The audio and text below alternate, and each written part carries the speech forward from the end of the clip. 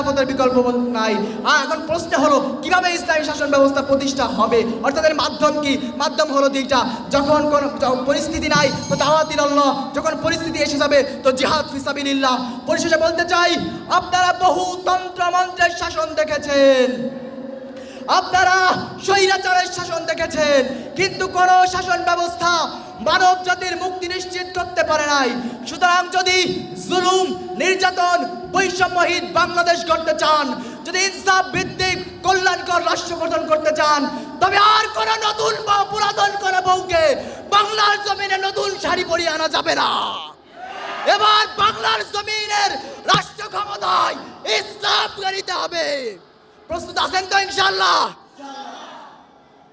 পরিশেষে বলতে চাই, no democracy, no Zionism, no secular. নাহমাদুহু ওয়া নুসাল্লি আলা রাসূলিহিল কারীম, আম্মা বা'দ, ফাউযু বিল্লাহি মিনাশ শাইতানির রাজীম, বিসমিল্লাহির রহমানির রহিম। হুয়াল্লাযী আরসালা রাসূলাহু বিল হুদা ওয়া দীনিল হাক্কি লিইয়ুযহিরাহু আলা দীনি কুল্লি। ওয়া ক্বালা রাসূলুল্লাহি সাল্লাল্লাহু আলাইহি ওয়াসাল্লাম, আলা কুল্লুকুম রাঈন ওয়া কুল্লুকুম মাসউলুন আন রাঈয়াতিহি, আও কামা ক্বালা আলাইহি সাল্লাতু ওয়াসসালাম।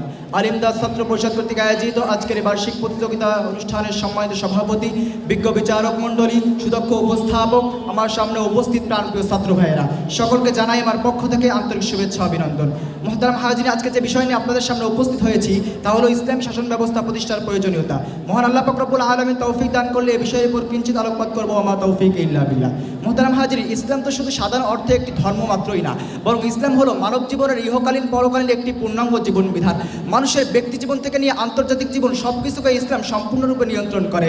ইসলামের দ্ব্যর্থহীন ঘোষণা হলো সবকিছুতে শুধুমাত্র আল্লাহ তাআলার আইন কার্যকর হবে, অন্য কারো নয়। সুতরাং রাজনীতি ও দেশ শাসনের ক্ষেত্রে ইসলামের রয়েছে নির্দিষ্ট আদেশ নিষেধ ও বিধিবিধান। মুহতারাম হাজিরিন, এখন আমি আপনাদের সামনে ইসলামী শাসন ব্যবস্থার পরিচয় তুলে ধরবো। ইসলামী শাসন ব্যবস্থা বলা হয় কুরআন সুন্নাহর বিধান অনুযায়ী কোনো রাষ্ট্র পরিচালনা করা। আর ইসলামী শাসন ব্যবস্থার উদ্দেশ্য হলো মানুষকে তার স্রষ্টার আনুগত্যে ফিরিয়ে আনা, ন্যায় প্রতিষ্ঠা করা ও ইনসাফ প্রতিষ্ঠা করা।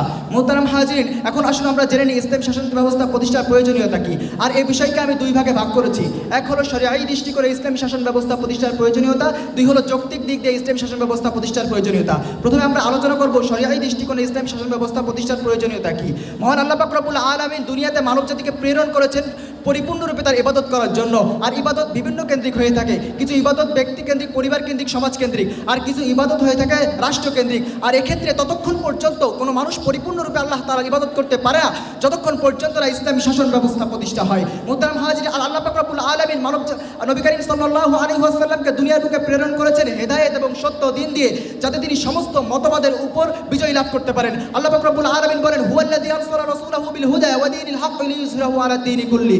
অন্যত আল্লাহ পাক রব্বুল আলামিন নবী করিম সাল্লাল্লাহু আলাইহি ওয়াসাল্লামকে নির্দেশ দিয়ে বলেন, ওয়া আনিহকুম বাইনাহুম আনজালাল্লাহ, আমি যে বিধান নাজিল করেছি এই বিধান অনুযায়ী তুমি রাষ্ট্র পরিচালনা করো। আর যদি আল্লাহর বিধান অনুযায়ী রাষ্ট্র পরিচালনা না হয় তাহলে রয়েছে কঠিন হুমকি। আল্লাহ তাআলা বলেন, ওয়া মান লাম ইয়াহকুম বিমা আনজালাল্লাহ ফাউলাইকা হুমুজ যালিমুন ফাউলাইকা হুমুল ফাসিকুন ফাউলাইকা হুমুল কাফিরুন। অর্থাৎ আল্লাহ তাআলার বিধান অনুযায়ী যদি রাষ্ট্র পরিচালিত না হয় তাহলে শরীয়তের বিধান অনুযায়ী আমরা কেউ হব জালেম, কেউ হব ফাসিক, আর তা অস্বীকার করার কারণে কেউ বা হবে কাফের। মুহতারাম হাজির, এবার আসলে আমরা যৌক্তিক দিক দিয়ে ইসলামী শাসন ব্যবস্থা প্রতিষ্ঠার প্রয়োজনীয়তা ধাপে ধাপে আলোচনা করি। নম্বর 1, সার্বভৌমত্ব আল্লাহ তাআলা স্বীকার করা। মুহতারাম হাজির, দুনিয়াতে যে জিনিস আবিষ্কার করে তার বিধান ও মত অনুযায়ী সেই জিনিসটা পরিচালিত হয়। সুতরাং জমিন আমার আল্লাহর, রাষ্ট্র আমার আল্লাহর, আল্লাহর জমিনে অন্য কারো বিধান চলতে পারে না। আল্লাহ বলেন, ইনিল হুকমু ইল্লা লিল্লাহ, আল্লাহর জমিনে বিধান চলবে একমাত্র আল্লাহর। নাম্বার 2, ন্যায় বিচার ও ইনসাফ প্রতিষ্ঠা করা। মুহতারাম হাজিরিন, দুনিয়ার এই বিচারে রয়েছে নানা রকম রদ বদল, ত্রুটি বিচ্যুতি, স্বজনপ্রীতি ইত্যাদি, যার কারণে আজ চোর ডাকাত হয়, জামায়াত, ধর্ষকের কোনো বিচার হয় না, আর নিরপরাধ মানুষদেরকে বছরের পর বছর কারারুদ্ধ করে রাখা হয়। কিন্তু ইসলামী শাসন ব্যবস্থার বিচার কার্য পরিচালিত হয় আসমানি বিধান এবং শরীয়ত আইন দ্বারা, যার কারণে প্রচলিত কোনো পরিস্থিতির তাগিদে কোনো প্রকার রদ বদল, ত্রুটি বিচ্যুতি থেকে সম্পূর্ণ নিরাপদ। নাম্বার 3, দরিদ্রমোচন এবং অর্থনৈতিক উন্নয়ন। মুহতারাম হাজির, বর্তমানে প্রচলিত সেকুলার রাষ্ট্র ব্যবস্থা অর্থনীতি সম্পূর্ণ সুদ ভিত্তিক, যার কারণে আজ ধনীরা হচ্ছে আরো ধনী, দরিদ্ররা হচ্ছে নিঃস্ব। কিন্তু ইসলামী শাসন ব্যবস্থা এমন একটা বিধান যা জাকাত মোতাবেক বিধান দিয়েছে, যার কারণে সম্পদ শুধুমাত্র ধনীদের নিকট সীমাবদ্ধ থাকে না, বরং সমাজে ন্যায্যভাবে বণ্টিত হয়। নম্বর 3, মানবিক ও নৈতিক উন্নয়ন। মুহতারাম হাজিরিন, পশ্চিমা সভ্যতার এই যুগে মানুষের বস্তু সম্পদের যে ক্ষতি হয়েছে তার থেকে আত্মিক ক্ষতি বেশি বিপর্যয়কর। কিন্তু ইসলামী শাসন ব্যবস্থা শুধু দুনিয়ার উন্নতি নয়, বরং খোদাবিধি ও স্রষ্টার সাথে সুসম্পর্কের মাধ্যমে আখিরাতের মুক্তির দিকে মানুষকে পরিচালিত করে। নাম্বার 4, বিজ্ঞান ও প্রযুক্তির ভারসাম্যপূর্ণ ব্যবহার। নাম্বার 6, মানুষের মৌলিক অধিকার প্রতিষ্ঠা করা। মোহতারাম হাজির, খাদ্য, বস্ত্র, অন্ন, বাসস্থান, চিকিৎসা এগুলো মানুষের মৌলিক অধিকার। কিন্তু যদি আজকে আমি আমার দেশের দিকে তাকাই তাহলে দেখতে পাই এখনো দেশের মানুষ ডাস্টবিনে খাদ্য কুকুরের সাথে লড়াই করছে।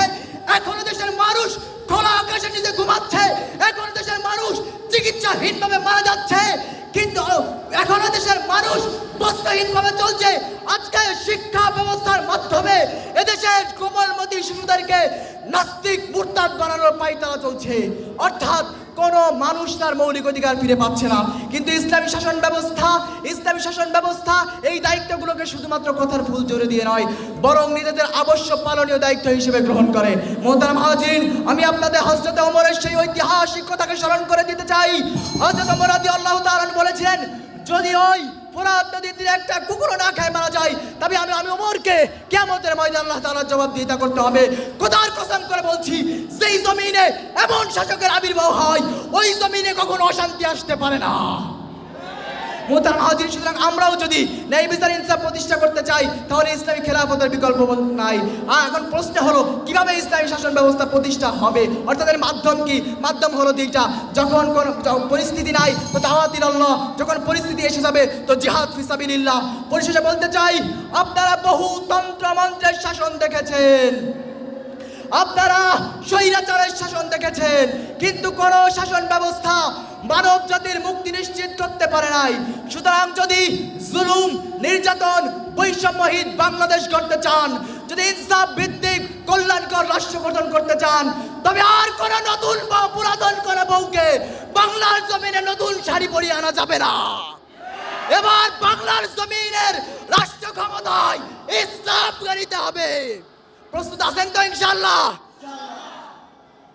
পরিশেষে বলতে চাই, no democracy, no Zionism, no secularism, Islam is the best. নাসরুম মিনাল্লাহি ওয়া ফাতহুন করিব ওয়া বাশশিরিল মুমিনিন। আসসালামু আলাইকুম।